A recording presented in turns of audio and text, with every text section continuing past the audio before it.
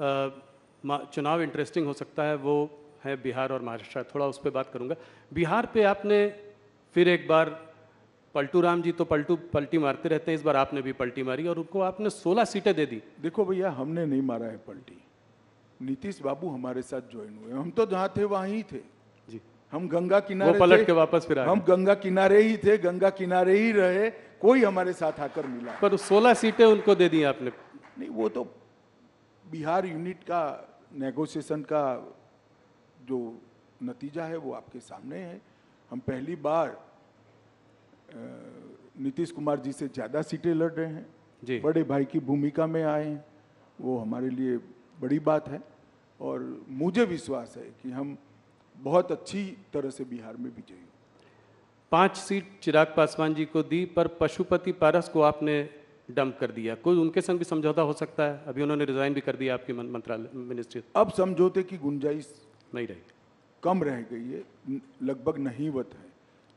अच्छा था अगर परिवार पूरा साथ में आता, मगर ठीक है भाई। अभी आप बड़े भाई के रूप में यहाँ आए हैं, तो क्या विधानसभा में भी बड़े भाई के रूप में ही आएंगे और मुख्यमंत्री का चेहरा भारतीय जनता पार्टी का होगा? अभी कुछ नहीं तय नहीं। हमें लोकसभा का चुनाव है, 370 और 400 के लक्ष्य के लिए सब लोग लगे हैं। विजयी होने के बाद आगे का रणनीति हम बनाएंगे। इस बार देखा है बिहार में आपने और छोटी पार्टियों को भी साथ में ले लिया। यही रुख जो है महाराष्ट्र में भी देख रहे हैं। अगर महाराष्ट्र में देखें तो आप पहले आप शिंदे जी को लाए, उसके बाद अजीत पवार आए, आज कल आपसे राज ठाकरे भी मिलकर गए हैं। तो कितनी सीटों का आपको, पिछली बार 41 सीटें थी आपकी 48 में, क्या उससे ऊपर हम जा सकते? 41 से ज़्यादा सीटें महाराष्ट्र में जीतेंगे। और ये जो घमंडिया गठबंधन प्रचार कर रहा है, पार्टियां तोड़ी, पार्टियां हमने नहीं तोड़ी है। शिवसेना तोड़ने का काम उद्धव ठाकरे के पुत्र प्रेम ने किया है। अगर वो एक नाथ शिंदे को उनका उचित सम्मान देते तो शिवसेना न टूटती। और एनसीपी तोड़ने का काम शरद पवार जी की पुत्री प्रेम ने किया है। अगर वो अजीत पवार को उनका उचित सम्मान देते तो आज वो उनके साथ ही होते, हमारे साथ थोड़ी ना आते। वो तो सरकार में थे सब।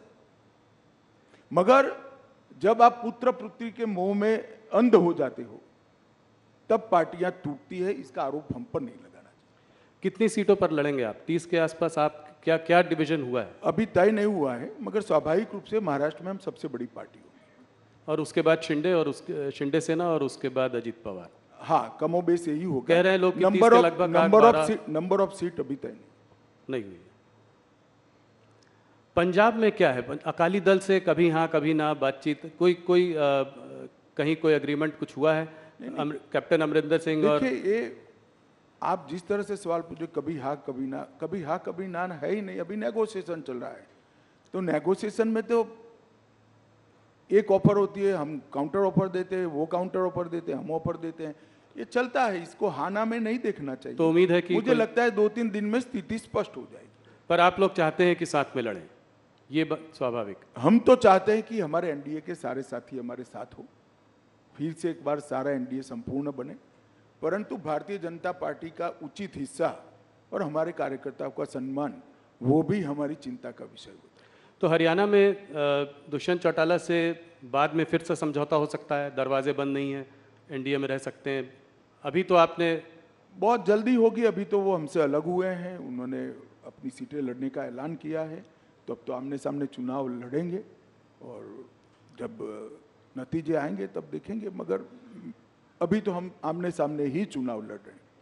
2-3 सवाल इन्हीं मुद्दों पर और प्रदेशों पर। और आंध्र प्रदेश और तेलंगाना में आप इस बार अपनी पोजीशन को कैसे देखते हैं? क्या पिछली बार से स्ट्रांग रहेंगे आप तेलंगाना में? निश्चित रूप से जिस प्रकार का स्वागत पलक पावड़े बिछाकर दक्षिण भारत की जनता मोदी जी का कर रही है, वो भारतीय जनता पार्टी के लिए उत्साहवर्धन करने वाली बात है।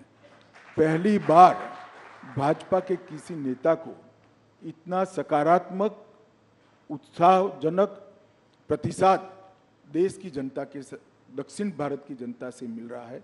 वो हमारे लिए बहुत आनंद का विषय है, उत्साह बढ़ाने वाला विषय है।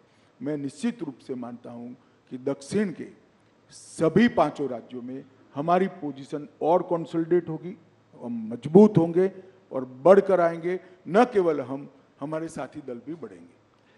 वेस्ट बंगाल की बात मैं थोड़ा सा करना चाहता हूँ। वहाँ संदेश काली के बाद आपकी स्थिति पिछली बार 18 सीटें आई थी और लोग मान नहीं रहे थे कि आपने मुझसे इंटरव्यू में कहा था कि बहुत अच्छी स्थिति है, हम लोग सोच रहे थे कि 18 सीट नहीं, पर आप 18 सीट लेके आए। इस बार आपको क्या लगता है, इससे बढ़ेगी और इसका क्या कारण है? मैं बॉटम का आंकड़ा भी कह देता हूं जी, क्योंकि चुनाव काफी बाकी है, वहां 7 चरण में चुनाव होना है। बॉटम का आंकड़ा हमारा 25 है। 25 से ज्यादा सीट हम निश्चित रूप से बंगाल में जीतेंगे। इस बार बंगाल में भारतीय जनता पार्टी सबसे बड़ी पार्टी बनकर उभरी। 25 सीटें, बड़ा वो है। 25 से ज्यादा। 25 से ज्यादा। तो ये कैसे होगा? ये आपका जो साउथ ईस्ट बंगाल में जो है आप काफ़ी वीक हैं। पिछली बार आपको शायद सिर्फ 2 ही सीट मिली थी वहाँ 18 सीटों पे। वो एरिया जो है वो आपके लिए बहुत अहम है, कोलकाता, हुगली, 24 परगना, हावड़ा। तो वहाँ पे कैसे करेंगे ये? वहाँ पे आपका संगठन भी उतना शायद स्ट्रांग नहीं है। देखिए, 2017 से भारतीय जनता पार्टी ने लगातार पश्चिम बंगाल में संगठन का भी विस्तार किया है और चुनावी सफलता के आंकड़ों में भी विस्तार किया है। 2017 से लगातार हम बढ़ते ही जा रहे हैं। विगत विधानसभा चुनाव की मैं बात करूं, हम 2 लोग थे, 77 हो गए। बहुत बड़ी जंप है। Congress 0, communist party 0। आज prime opposition Bharatiya Janata party वहां बनी हुई है। हमारी 2 लोकसभा की सीटें थी, 14 में, 19 में 18 हुई और इस बार हम 25 से काफी आगे निकलेंगे, ये मेरा विश्वास है। बंगाल की जनता 1 करोड़ों रुपया जो पकड़ा गया है, इसमें ईडी पर सवाल नहीं उठाती है, ममता जी पर सवाल उठाती है कि रुपया कहां से आता है, रुपया किसका है।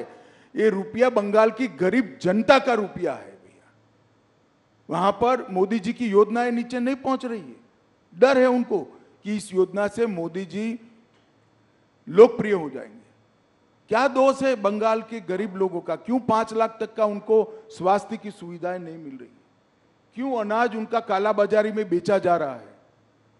क्यों नल से जल की योजना वहां ठीक से इंप्लीमेंट नहीं हो रही? क्यों अब तक सीए से इनको महरूम रखा गया? केवल और केवल वोट बैंक की पॉलिटिक्स के कारण और भ्रष्टाचार के कारण। भ्रष्टाचार उनका उजागर हो चुका है।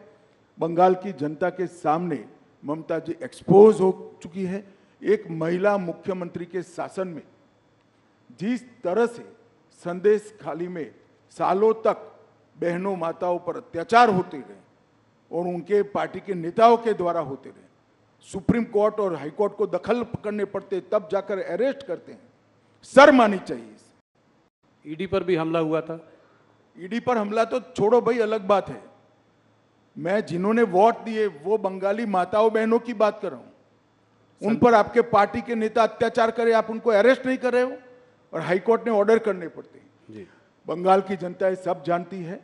मेरा तो बंगाल की माताओं बहनों से करबद्ध निवेदन है कि इस बार शक्ति का परिचय राहुल के साथ साथ ममता जी को भी करा दो।